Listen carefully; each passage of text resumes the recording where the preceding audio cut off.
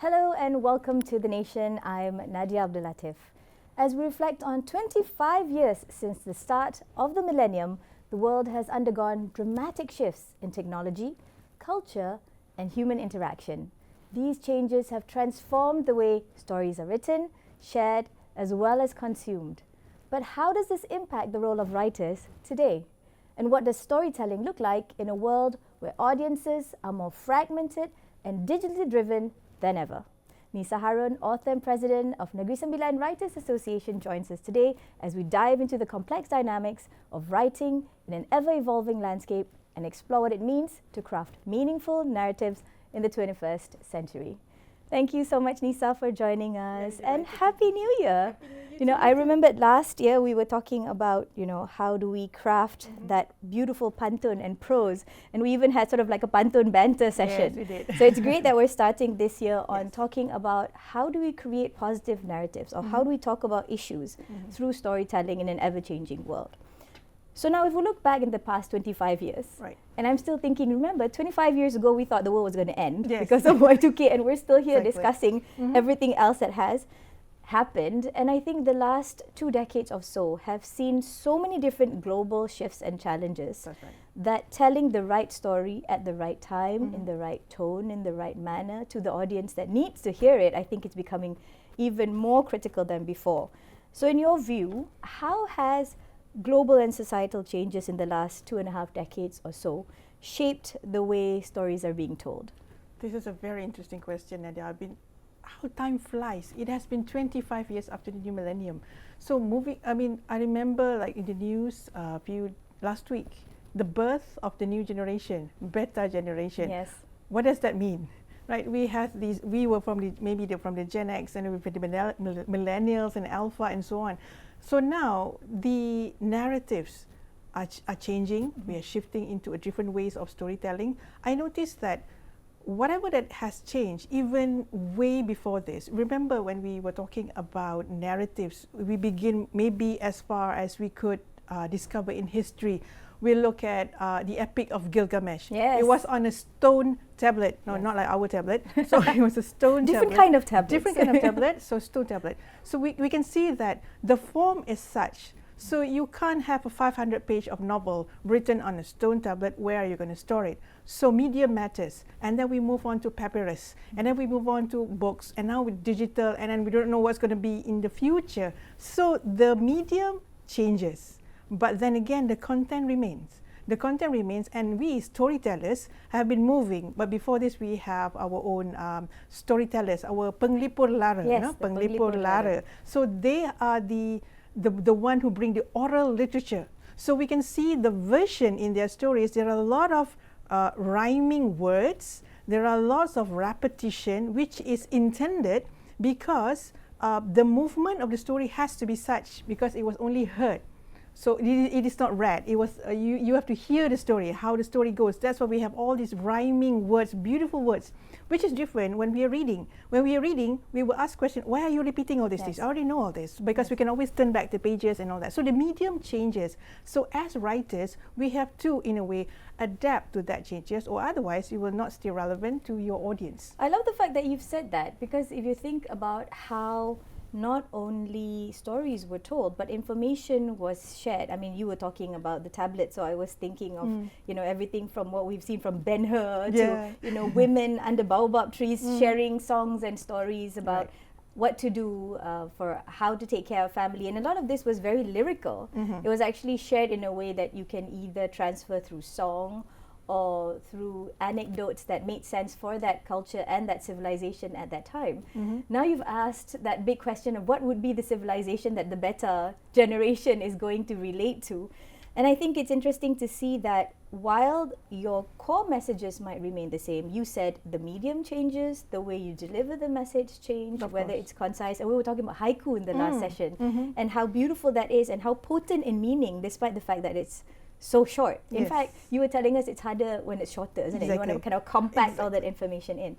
Now, what role do you think storytelling plays in the sense of creating that sense of world that currently feels increasingly chaotic? I mean, in the last few months, or at least the last year or two, and tak payah tengok jauh lah, if we look at Malaysia, the number of things that have been coming out, and I think looking at the news pieces, the stories that have been coming out, sadly, I'd have to say that many are now pushing fear, pushing divisive narratives, talking about hate, talking about violence in such a way that is not as prevalent before, or maybe it was more clandestine before. Exactly. So what are your thoughts on the role of storytelling and the responsibility that comes with it? That is actually the key word, responsibility, accountability. So when you call yourself a writer, you have to be accountable in every single word that you put on paper, in your tablet, or anywhere you're putting it.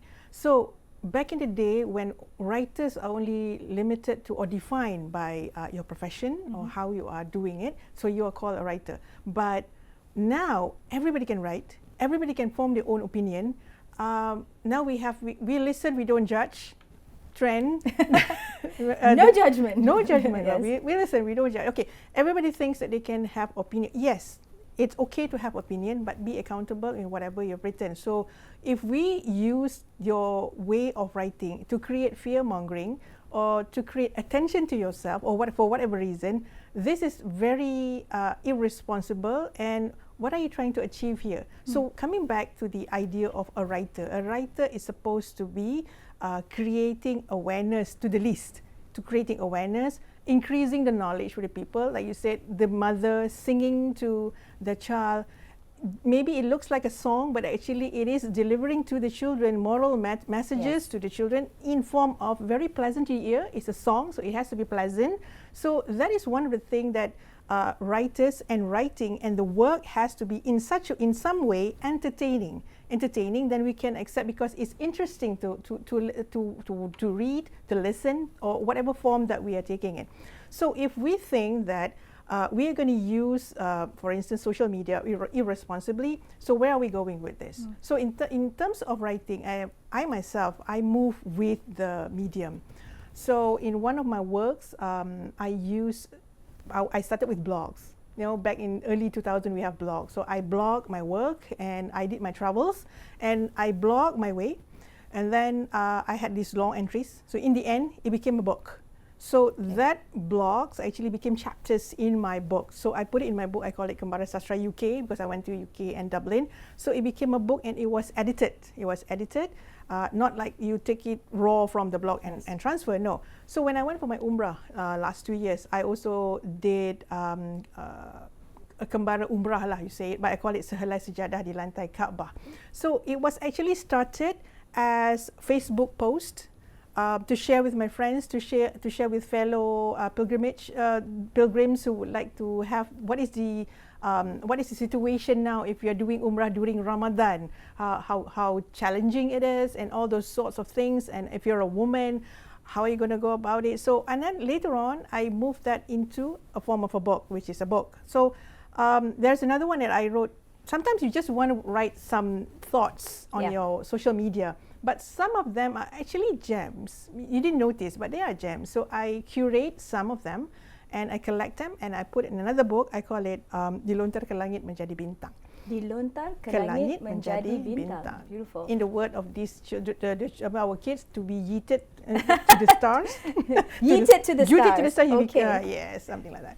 So yeah. So the thing is that as writers, we use all these mediums. The tools are there. In terms of digital, the accessibility is wider, because once it's accessible, people tend to be aware of what's going on around. So I think we should make use of that. NISAH, I love that you mentioned that. I want to challenge you in that space of when we're talking about individual rights to expressions versus the responsibility. And sometimes we talk about the fact that this is my right to be heard, or this is my right to air my own views, no matter what these views are.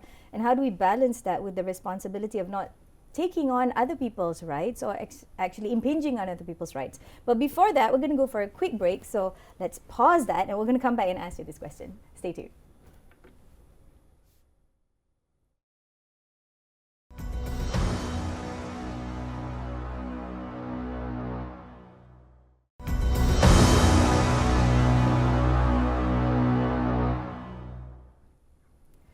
Thank you for staying with us. We're talking to NISAH HARON on the challenges and joys of storytelling in the 21st century. Now, NISAH, earlier you were talking about how your storytelling started with Facebook posts and blogs that have become chapters into a whole book. And you were talking about how different mediums are now used to communicate these stories or messaging, and now we've got people using TikTok to deliver storytelling in a very infotainment way, as you said, yeet it to the stars. So I wanted to ask you, with major shifts in technology, and we're seeing now, you know, earlier before the program started, we talked about different tools, for example, AI and platforms that are available, as well as social media tools that are available. What are some of the major shifts that you see in the relationship between the writer and the reader? Because, you know, you've got that saying where the birth of the reader is the death of the author, or vice versa. But now there's a lot of co-creation in storytelling, right? It's what you start, maybe 10,000 people will add another 10,000 nuances to your storytelling. So how does that shift? Yep, the death of the author is questionable. It's debatable, right? It's debatable because writers writers are accessible. Those days, there's no way we can contact our favorite writer to tell them that we love this work or not, or to comment. But these days, it's open to comments. To say the least, we have a lot of platforms that really promotes book and writers. And as writers, we really cannot hide behind our desk anymore. We have to be accessible, or at least to answer a few questions from your fan, from your readers, or whatever you call it. So the direct communication, the barrier that used to have between readers and writers are no more. Because most writers, I wouldn't say 100%, but most writers are now, they have their own, at least social media or their own web page that readers can actually access, ask questions, comments. And some of these readers, you understand that we have children who understand how fan fiction works, because they're so happy with the work, they want to create extra, or they're not happy with the ending, they create their own endings. This happens also with all sorts of mediums such as mangas, animes, all those sorts. And we've seen so many books now turn into full-on movies and series and things like that. Do you see things like that happening in Malaysia, or is it mainly Western media or from other cultures? I see it's happening. It's happening. Maybe slowly or not, but the thing is, it's going that way. But whatever it is, as writers, we are the guardian of the words. We have to protect the content, to give quality works. That's the most important part. The rest of the media, I would use them as a tool for promotion. But the actual writing itself, of course, when you understand your medium, like I said, if you write in the Epic of Gilgamesh in the form of 500 pages, there's no way you're going to fit it in any library whatsoever. So that's why novel become thicker, because papers becomes easy to access, easy to get. And then we move on digital devices. So we cannot actually stop children these days to access devices, because they actually use devices to read. We don't actually assume that, oh, you're using phone, that means you play game lah. No, we cannot simply assume that they're playing game. Most of them are actually reading. So like I was saying just now, webtoons is also another form of manga and manhwa, whatever you name it, comics in other languages which has been translated, and they're really fast. So these readers are actually having their own bubbles, and some of these parents us being guilty maybe, we have this difficulty of accessing their bubble. We cannot go in, we cannot penetrate into their bubbles, and vice versa. They will say, what is mommy telling all this culture thing whatsoever? It's a different world, isn't it? And it's a different language, it's a different, you're talking about fan fiction. I'm thinking of whole swaths of fan clubs for specific genres, right? You can say webtoon, you can say manga, you can say adventure, horror. And I think one of the things that we're seeing more now is because of the accessibility between the reader and the author, or the creator in this case, there are instances where the readers can actually suggest, okay, write us the next 3 series of this, and we would love to see the growth of this particular character, or to skill this particular one. And I think it's interesting because the co-creation that's happening in storytelling is definitely more now than ever before. Even in books now, we have the term called alpha reader and beta reader. Alpha reader is those who actually read as the story is progressing, and beta reader is the one who actually read the book before it's being published. So these alpha and beta readers can actually give feedback to the writers and to the publishers. No, this shouldn't be the ending. So writing is not entirely a solitary work. We have to work together with our editors and our alpha and beta readers. So this is actually something was unthinkable back in the day, where writers are actually always, the image of a writer would be with a typewriter. You pull the paper, you crumple, and you throw it back. So that is the only vision that we have. Means it's a very lonely journey. And the interpretation of what you meant when you wrote the story versus what the reader gets out of it is also interesting, because you know, when you see the interpretation of many classics into movies or into series, you'd realize, oh, I didn't think of that when I read the book. I thought of something else. And the amazing thing about storytelling in the written form is that it opens up your imagination to what have you, imagine what you will. Right? The easiest example is horror stories. The minute you put the hantu on scene, it's not scary anymore. No. You gotta have to, your mind has to work extra to imagine the horror, right? Yes. So when we're talking about generational shifts, and you just said generation beta, and you said alpha and beta readers, I'm guessing now you probably have sigma readers as well. But what are some of the audience expectations when they consume these narratives, especially in Malaysia?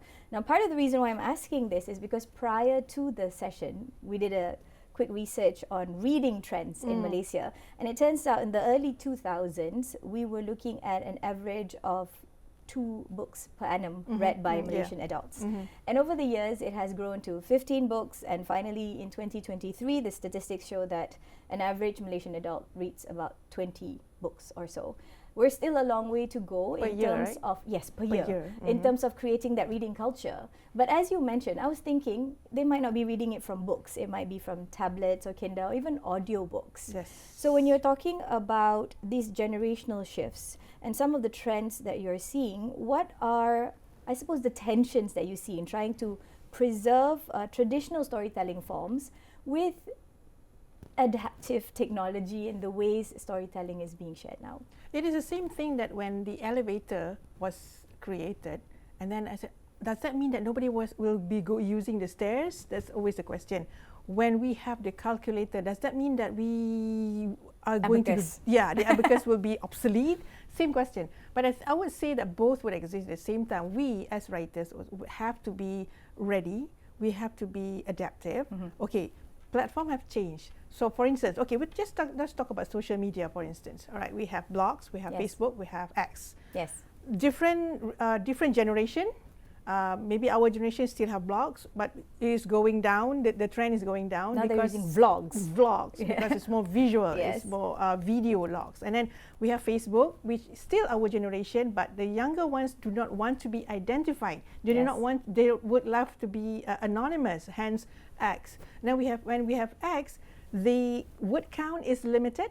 When the word count is limited, so imagine telling the same thing to a different platform. So we have to be, we have to adjust to the needs of the readers. So audience matters, because if we do not respect our audience, they will never touch your work. So when we are writing, I always teach in my training or whatever, I always say that who is going to read your work? Because you're not writing a diary. So when you know who is reading your work, you will respect that much, because writing is like serving in a plate. You're looking at how big is the plate. For children, you cannot do pedas lah, right? So you have to do whatever amount that is suitable for the kid. So we have to respect our audience. If it's someone who can exceed more than 500 pages, yes, go ahead, please do so. So you really need to know where you're going there. So as writers, we need to know where you go or where you cannot go, so you don't go there. So you do things that you can do. So and I think that boils down to, there's a lot of ethics and empathy in the way you write, because NISAH, you said the word respecting your audience. Most of the time I hear them say just cater to the audience, like feed them, let them have cake, like feed them whatever they want, for example. But in your case, you're talking about there is that element of ethics involved. You don't sell, for example, explicit materials or expletives to minors, or talk about violence or inappropriate content to groups that are not supposed to be reading this. And I think this really talks about, if you're a real true storyteller, the penglipur lara in its best sense, is someone who really thinks about the delivery of what you're trying to say and how you're going to be saying it. Okay, before we wrap, I have to ask you this question. We know that ChatGPT is all about, everybody talks about it, you know, open language platforms are all there. It makes writing a whole chapter, or even your PhD, if you don't properly, verify your thesis Yes. in just a few seconds. Now, when you're talking about the rise of these digital platforms, right? Is there a challenge that we should be aware of? What are some of the do's and don'ts in using these platforms that are meant to enable, but not kind of, in the words of Elaine, if I were to quote her, sort of retire your brain in the process? I wouldn't say retire your brain entirely, but I would say I welcomed these AI learning tools, ChatGPT, for instance, because for me, those are tools. So as the word suggests, tools, they are not the main thing, they're just merely tools. So this is a tool, so it helps you to write. It doesn't write itself. So what you do is that for ChatGPT, yes, it helps you structure, it helps you arrange your thoughts, your points, or whatsoever. I also use ChatGPT when back in the day we have to arrange everything, but ChatGPT can do it for you now. Why are you doing it? So you are now, you're thinking of the bigger stuff. Why are you thinking of the small stuff that can be done by these machines? So they can do it. So it's actually meant to be a lever, an enabler to challenge yourself to do more harder tasks and then leave the administration So to if that, you write exactly the way ChatGPT writes, well, think about it. Thank you so much, NISAH. Yes. Unfortunately, that's all the time that we have. Sehingga bertemu lagi. I love talking to you. Now, we've explored today's storytelling in 21st century, how it has its challenges, but also its opportunities. The evolution of technology, shifting cultural norms, and digital revolution has, of course, transformed not just the way stories are being told, but also how we connect to each other. Now make sure that 2025 is filled with positive stories. Think about who we want to speak, how we want to speak to, and what kind of narratives we're sharing. So don't forget to stay safe and be kind.